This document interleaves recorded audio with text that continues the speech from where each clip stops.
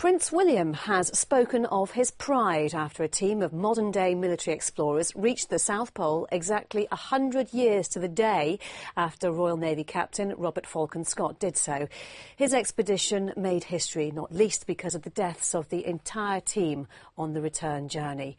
Praising today's adventurers, the Duke of Cambridge said how proud Scott's team, which included servicemen, would have been of today's achievement.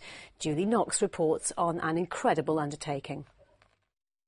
It's an iconic feat of courage and discipline. Months of straining with dwindling rations, dying animals and support teams turning back. But ambitious Scott and his final 4 fellow explorers were undeterred. They reached the South Pole to find Amundsen's Norwegian flag. The worst has happened. All the daydreams must go. Great God, this is an awful place. Neil Lawton's a former SAS officer who's led 5 British business executives on a 12-day commemorative trek of Scott's last degree south. We've got the hindsight of modern technology, and obviously following anybody's footsteps is a lot easier than those pioneers 100 years ago who didn't really know what they were facing. But the conditions are still the same, it's minus 40, you have to look after each other.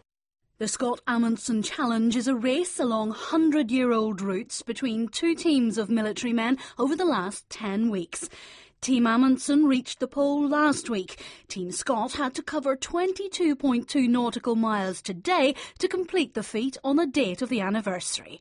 They set to with gritty Scott spirit. We estimate at least 13, 14 hours walking time.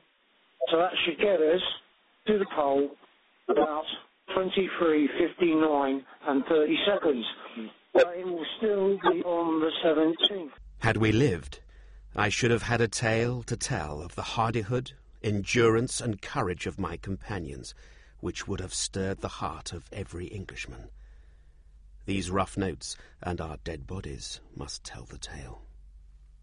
Scott's dying entry appealed for the nation to support his team's widows and children. England donated huge amounts. 2012's race is raising funds for the Royal British Legion, and even today Team Scott has lived out the explorer's memorial epitaph: to strive, to seek, to find and not to yield. Julie Knox, Forces News.